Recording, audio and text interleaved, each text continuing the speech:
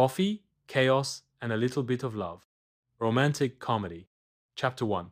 A ferret named Elvis and Emily's worst Saturday. Brooklyn, Saturday, 10:03 a.m. Emily Parker only wanted a plant, and perhaps a new collar for her cat, George. What she didn't expect was a white ferret with mischievous eyes jumping towards her as if it were an amusement park. "What the hell is this?" she shouted while trataba de mantener el equilibrio.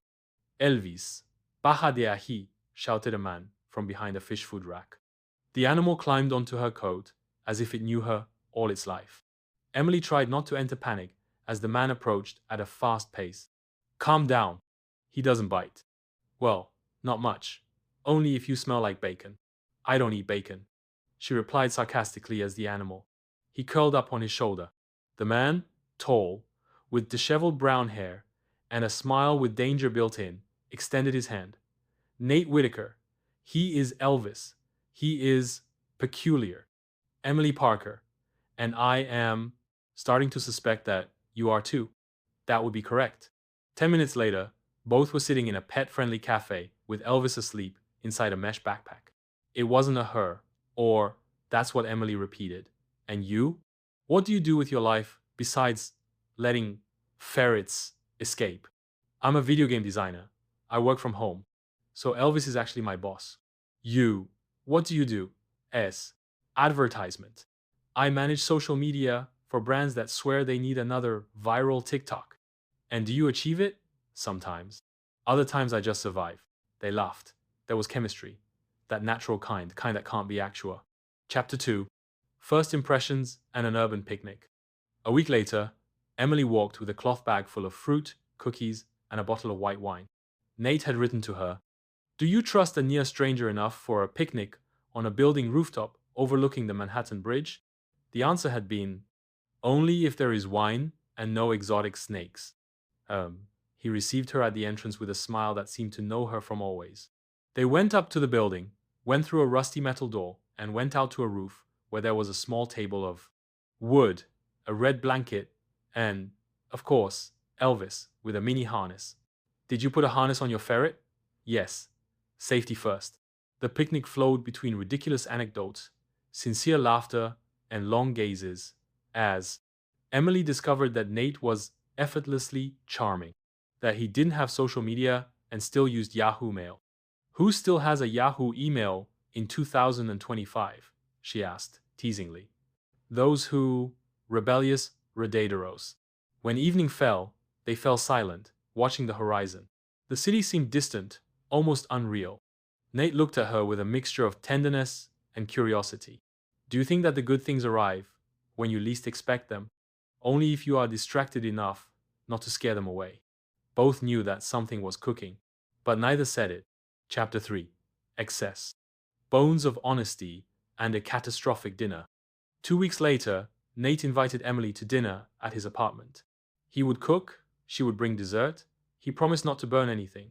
The menu: pasta, wine, and something, which was supposedly garlic bread. The problem: the bread exploded in the microwave and the fire alarm went off. "What did you put in the bread?" Emily yelled, laughing, covering her ears. I saw aluminum foil."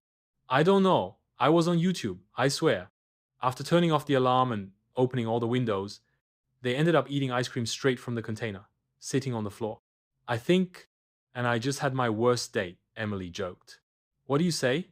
You survived my cooking and an explosive threat that unites people, or separates them forever. Do you want to separate?"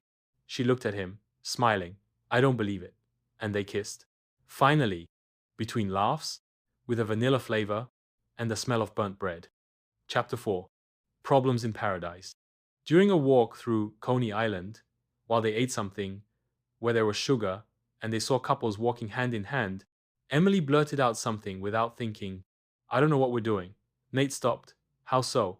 "This, you and me. What is it? Do you want a label?" "I don't know. TUC?" He shrugged, but his gesture was not clear. "Emily, I love you, but I'm not good with rules. I never have been." She looked down, and I'm an expert at setting them. There was a uncomfortable silence. The kind of silence that makes more noise than 1,000 words. Chapter 5. distance, doubts, and a pending conversation. The following days were cold. They didn't write. They didn't call. Emily checked her phone every hour, but nothing. Nate wasn't one to chase, and Emily wasn't one to beg. One afternoon, while walking through Central Park with her best friend Lily, she let out the inevitable. And was it only a game? A phase? Did it make you laugh? Yes. Did you feel seen? More than ever. Then it wasn't a game, it was something real. The problem is that not everyone knows how to handle the real. Chapter 6. Elvis escapes again, and the reunion. A week later, Emily received an unexpected message. I know I don't deserve a response, but Elvis ran away. He ran towards the park. And I think only you can catch him. Emily ran without thinking. She found him under a bench in Prospect Park, calm, as if he were waiting for her. When Nate arrived, gasping, he saw her there, with Elvis in arms. He said nothing for a few seconds. He always runs towards where he wants to be, he said, softly. And do you already know where you want to run to? Yes, but I'm not a ferret. It took me longer, tell me. He approached her cautiously. Emily, I was scared. I had never felt something so natural, so easy. I thought I was going to ruin it if I hurried. And you ruined it by not moving.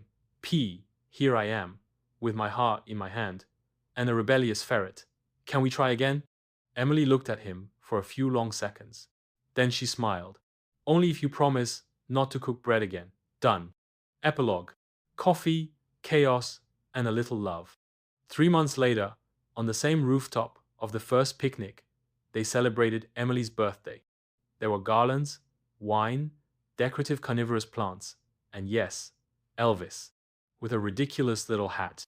Emily and Nate danced barefoot on the blanket. What do you think we are now? She asked, smiling against his chest. We are meaningful chaos, and a lot of coffee. And love. Ye Elvis. They kissed, with Brooklyn in the background, with the wind as a witness, and with the certainty that love, when it arrives unannounced, can take the form of a ferret. End.